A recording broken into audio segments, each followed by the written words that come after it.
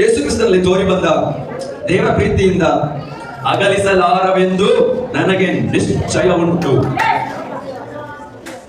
ಯಾವುದಕ್ಕೂ ನಮ್ಮನ್ನು ದೇವರ ಪ್ರೀತಿಯಿಂದ ಅಗಲಿಸಲು ಸಾಧ್ಯ. ಜೊತೆಗೆ ಯೇಸು ಕ್ರಿಸ್ತನು ನಮಗೋಸ್ಕರ ತಂದೆಯ ಬಲಗಡೆಯಲ್ಲಿ ಕುಳಿತು ನಮಗೋಸ್ಕರ ಬೇಡುತ್ತಲೂ ಇದ್ದಾರೆ. ಮತ್ತೆ ಹೇಗೆ ದೇವನು ಹಿಂಜರಿದು ಹೋದದ್ದು? ಹಲ್ಲೆಲೂಯಾ. Praise the Lord. ಪೌಲನು ಹೇಳುವ ಕಾರಣಗಳೆಲ್ಲ ನೋಡಿ, ಅದ್ರಲ್ಲಿ ಏನಾದ್ರೂ ಬಾಕಿ ಇದೆಯಾ? ಅದ್ರಲ್ಲಿ ಏನಾದ್ರೂ ಬಾಕಿ ಇದೆಯಾ? ನೋಡಿ, ಕಷ್ಟಕ್ಕೆ ನನ್ನನ್ನು ಅಗಲಿಸಲು ಸಾಧ್ಯ ಇಲ್ಲ, ಸಂಕಟಕ್ಕೆ ಸಾಧ್ಯ ಇಲ್ಲ, ಹಿಂಸೆಗೆ ಸಾಧ್ಯ ಇಲ್ಲ, ಅನ್ನವಿಲ್ಲದಿರುವ ಸ್ಥಿತಿಗೆ ಸಾಧ್ಯವಿಲ್ಲ, ವಸ್ತ್ರವಿಲ್ಲದಿರುವ ಸ್ಥಿತಿಗೆ ಸಾಧ್ಯವಿಲ್ಲ, ಗಂಡಾಂತರಕ್ಕೆ ಸಾಧ್ಯ ಇಲ್ಲ, ಖಡ್ಗಕ್ಕೆ ಸಾಧ್ಯವಿಲ್ಲ, ಮರಣವಾಗಲಿ ಸಾಧ್ಯವಿಲ್ಲ, ಜೀವಕ್ಕಾಗಲಿ ಸಾಧ್ಯ ಇಲ್ಲ, ದೇವದೂತರಿಗೆ ಸಾಧ್ಯ ಇಲ್ಲ, ದುರಾತ್ಮಗಳಿಗೆ, ಸೈತಾನಿಗೂ ಸಾಧ್ಯ ಇಲ್ಲ, ಈಗಿನ ಸಂಗತಿಗಳಿಗೂ ಸಾಧ್ಯ ಇಲ್ಲ, ಮುಂದಣ ಸಂಗತಿಗಳಿಗೂ ಸಾಧ್ಯ ಇಲ್ಲ. ಮಹತ್ವಗಳಾಗಲಿ, ಮೇಲಣ ಲೋಕಕ್ಕಾಗಲಿ, ಕೆಳಗಣ ಲೋಕಕ್ಕಾಗಲಿ, ಬೇರೆ ಯಾವ ಸೃಷ್ಟಿಗೂ ಸಾಧ್ಯ. ಮತ್ತೆ ಹೇಗೆ ದೇವನು ಹಿಂಜರಿದು ಹೋದದ್ದು? ಲೋಕವನ್ನು ಪ್ರೀತಿಸಿ. Praise the Lord. ಇವೆಲ್ಲರೂ ಗಮನಿಸ್ತಿದ್ದೀರಲ್ಲ, ಮಕ್ಕಳು ನೋಡ್ತಿದ್ದೀರ. ಆಮೇಲೆ ಮತ್ತೆ ಹೇಗೆ ದೇವನು ಹಿಂಜರಿದು ಹೋದದ್ದು? Praise the Lord. ಈ ಯಾವ ಸಂಗತಿಗಳಿಗೂ ದೇವನನ್ನ, ಅವನ ಮೇಲೆ ಪ್ರಕಟವಾದ ಕ್ರಿಸ್ತನ ಪ್ರೀತಿಯಿಂದ ಅಗಲಿಸಲು ಸಾಧ್ಯ ಇಲ್ಲ. ಆದ್ರೆ ದೇವನಿಗೆ ಸಾಧ್ಯ. ಯಾರಿಗೆ ಸಾಧ್ಯ? ದೇವರಿಗಲ್ಲ, ದೇವನಿಗೆ.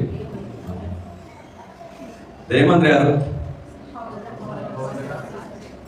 ಓಕೆ, ಕರೆಕ್ಟ್ ಉತ್ತರ. ಆದ್ರೆ ಯಾರಿಗೆ ಸಾಧ್ಯ? ನನಗೆ ಸಾಧ್ಯ ಅಲ್ವಾ?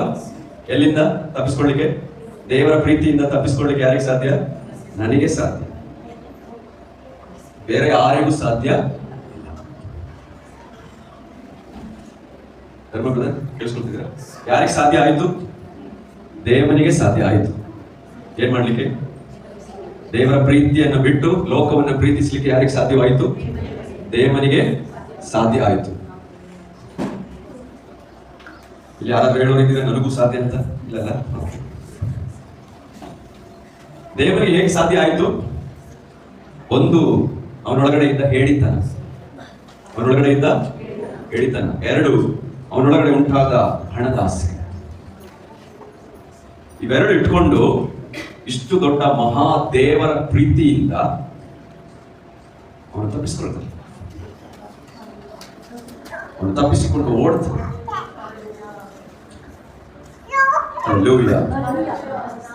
ಪ್ರಿಯರೇ, ಇದ್ಯಾವುದು ಒಂದೇ ಸಲ ಸಂಭವಿಸುವಂತದ್ದಲ್ಲ, ಅಕಸ್ಮಿತವಾಗಿ ಸಂಭವಿಸುವಂತದ್ದಲ್ಲ. ದೇವನು ಎಲ್ಲಿಯೋ ಒಂದು ಕಡೆ ಮೆಲ್ಲೆ ಮೆಲ್ಲೆ ಜಾರಲಿಕ್ಕೆ ಶುರುವಾದ.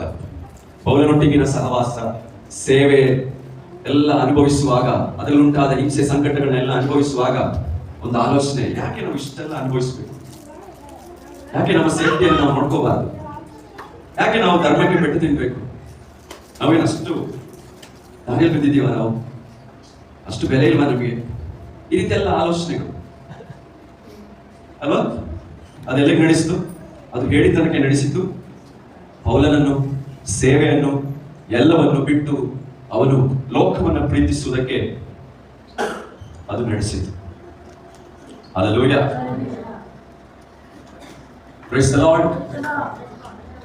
ಇಷ್ಟು ವರ್ಷದಿಂದ ಸೇವೆ ಮಾಡ್ತಿದ್ದಾನೆ ಪೌಲನ ಕೈಯಲ್ಲಿ, ಇನ್ನೂ ಕೂಡ ಸರಿಯಾಗಿ ಏನು ಇಲ್ಲ. ಎಷ್ಟು ಬೇಕೋ ಅಷ್ಟೇ ಇದೆ, ಎಷ್ಟು ಬೇಕೋ ಅಷ್ಟೇ ಇದೆ. ಅದರಲ್ಲೂ ಪೌಲನ ಕೆಲಸ ಹೇಳ್ತಾನೆ, ನನಗೆ ಕೊರತೆಯಲ್ಲಿರಲು ನಾನು ಬಲ್ಲೆನು, ಸಮೃದ್ಧಿಯಲ್ಲಿರಲು ಬಲ್ಲೆನು.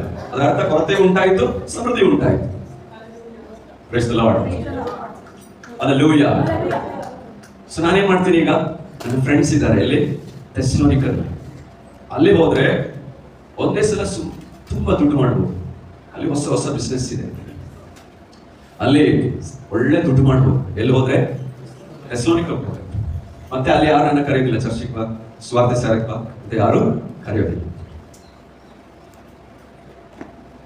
ಇನ್ನೊಂದು ದುಃಖಕರವಾದ ವಿಷಯ ಹಿಸ್ಟ್ರಿಯಲ್ಲಿ ಓದಿದ್ರೆ ದೇವನು ಥೆಸಲೋನಿಕ ಪಟ್ಟಣದಲ್ಲಿ ಅನ್ಯ ದೇವರುಗಳ ಒಬ್ಬ ಪುರೋಹಿತನಾಗಿ ಮಾರ್ಪಡ್ತಾನೆ. ನೋಡಿ, ಎಲ್ಲಿಂದ ಎಲ್ಲಿಗೆ ಹೋಯ್ತು. ಹಲ್ಲೆಲೂಯಾ. ಪ್ರಿಯರೇ, ನಾವು ಈ ವಚನಗಳ ಮುಂದೆ ಭಯಪಡೋರಾಗಬೇಕು, ನಡುಗೋರಾಗಬೇಕು. ದೇವರು ನಂಬಿಗಸ್ತನು. ನಮ್ಮನ್ನ ಕರೆದ ಮೇಲೆ ಯಾವತ್ತೂ ಆತ ನಮ್ಮನ್ನ ಅರ್ಧದಾರಿ ಬಿಟ್ಟು ಹೋಗೋದಿಲ್ಲ. ಸೈತಾನ ನಮ್ಮನ್ನ ಕದ್ಕೊಂಡು ಹೋಗೋದಕ್ಕೂ ಆತನು ಬಿಡೋದಿಲ್ಲ, ಯಾರಿಗೂ ಬಿಡೋದಿಲ್ಲ. ಅಲ್ಲಿ ಲಿಸ್ಟ್ ಓದಿದ್ವಲ್ಲ, ಯಾವ ಸನ್ನಿವೇಶಕ್ಕೂ ಸಾಧ್ಯ ಇಲ್ಲ ನಮ್ಮನ್ನ ಹಿಂಜರಿಸಲಿಕ್ಕೆ. ದೇವರ ಪ್ರೀತಿಸೋದನ್ನ ಬಿಟ್ಟು ಲೋಕವನ್ನ ಪ್ರೀತಿಸಲಿಕ್ಕೆ ಯಾರಿಗೂ ಆ ರೀತಿಯ ಸ್ಥಿತಿಗೆ ಹೋಗ್ಲಿಕ್ಕೆ ಅಥವಾ ನಮ್ಮನ್ನ ಆ ರೀತಿ ಬೀಳಿಸಲಿಕ್ಕೆ ಯಾರಿಗೂ ಸಾಧ್ಯ ಇಲ್ಲ. ಆದ್ರೆ ಯಾರಿಗೆ ಸಾಧ್ಯ?